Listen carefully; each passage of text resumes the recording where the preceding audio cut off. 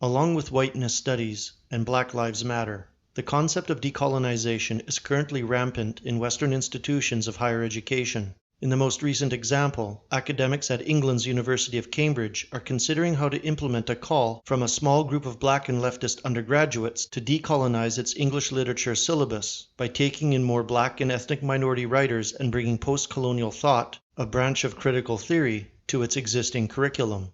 Seen in the context of similar agitation at Yale last year, ongoing reforms in South Africa, the removal of portraits of white founders from King's College London, and attacks on statues of prominent white historical figures in the US, the decolonization effort is clearly part of an escalating craze for removing white presence and reducing white space throughout the West. This reduction of white space is occurring in demographic, cultural, and even historical areas, the latter involving a ludicrous blackwashing of periods of European history which were overwhelmingly monocultural, with gross exaggerations of non-white presence in places like Rome and Britain. Today, white nations are being demonstrably colonized by non-whites. White culture is increasingly marginalized or dismissed as non-existent, while white history is being rewritten to support and advance the agenda of contemporary multiculturalism.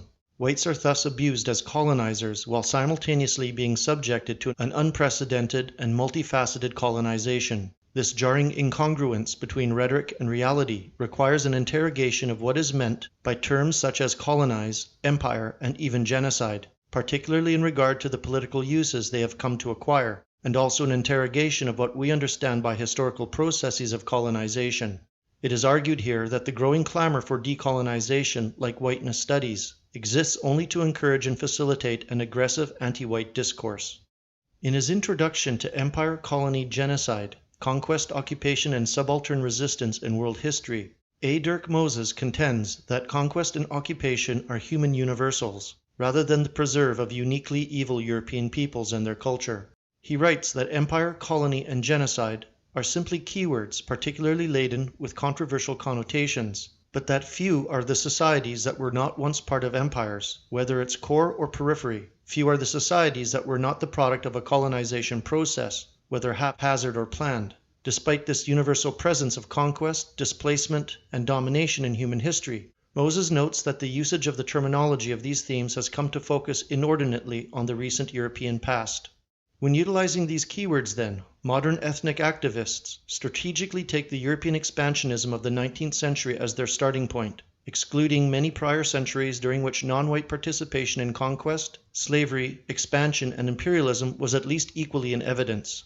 Colonialism has thus ceased to be regarded in modern social and academic discourse as a human universal, easily explained by evolutionary impulses, and has instead come to be regarded as a dynamic in which uniquely exploitative whites disturb the putatively utopian existence of non-whites, a myth bolstered and promoted by leftist Boasian anthropology.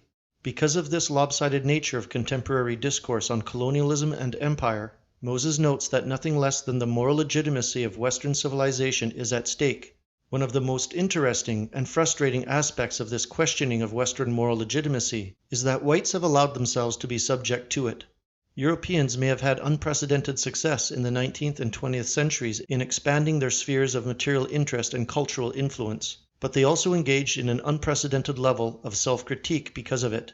Moses suggests that white participation or cooperation in the questioning of the moral legitimacy of Western civilization is in part a culmination of a long tradition of European legal and political critique of colonization and empire. European theologians, philosophers, and lawyers have been debating the morality of occupation since the Spanish conquest of the Americas in the 16th century. This long tradition of European legal and political critique could be read as evidence in support of Kevin MacDonald's theory of pathological altruism in European society, or the idea that Europeans have uniquely constructed their societies to place extreme emphasis on moral conformity and the rights of the individual. Whites, and the legitimacy of their civilization, are thus especially vulnerable in modern discussions of colonization, slavery, and empire, not because these actions in these areas were particularly nefarious, but because they are the only successful ethnic group in these spheres willing to subject itself to such a critique. not only by others within the ethnic group, but also by ethnic outsiders claiming moral superiority, perhaps best encapsulated in Kipling's poem, The White Man's Burden. The European experience of expansion and empire has always been double-sided, combining a love of exploration and glory with uneasy introspection, prompted, as Kipling put it, by the judgment of your peers. Of course, one of the main reasons for our contemporary aversion to colonialism is that the collapse of empire has been catastrophic for us as a people, not in terms of lost resources, but because we immediately became subject to reverse colonization. Although accelerated by hostile alien influences, it remains indisputable that Europeans conducted their empires, particularly in their later bureaucratic stages, in accordance with the principle that the colonized acquired a status nominally indistinct from each other as well as the conquering national ethnic group. In Britain, this led to an initial mass influx of non-whites from the colonies between the passage of the British Nationality Act of 1948 and the Commonwealth Immigration Act of 1962. An identical scenario played out in France between 1945 and 1974, and in the Netherlands, which took in almost 1 million people between 1945 and 1990. The avoidance of moralism is perhaps even more necessary for a people such as ourselves, for whom moral concerns are primary, and it is a kind of racial Achilles heel.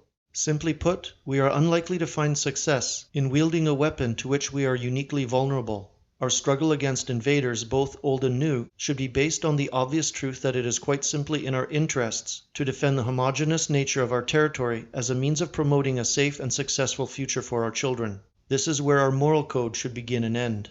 Finally, it is worth remarking upon the rhetorical bankruptcy and transparent agenda of slogans calling for the decolonization of academia, English literature, and our public spaces.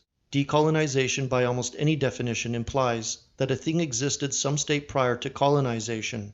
Looked at bluntly, a complete decolonization of African society would entail a total return to the pre-imperial state of the African tribes. There is almost certainly not a single African alive today, either in Africa or living among other peoples, who would willingly engage in such a total decolonization. Applied within white societies, or to academic subjects of white origin such as English literature, decolonization is technically impossible, at least from the black perspective, because both the prior and existing state of the thing is European, technologically and culturally. What people of color truly mean, whether they understand the dialectical tricks devised by those inciting them or not, is that they want to colonize us. They want to colonize white nations, white spaces, white literature, with a colored or multi-ethnic presence that was never there at any prior time. Efforts to invent or exaggerate, for example, a sub-Saharan presence in Roman Britain are intended to construct a mythical multicultural prior state that decolonization will return us to. But these are malicious fictions, which, if unchecked, will end in the utter extermination of Western civilization and its European ethnic groups.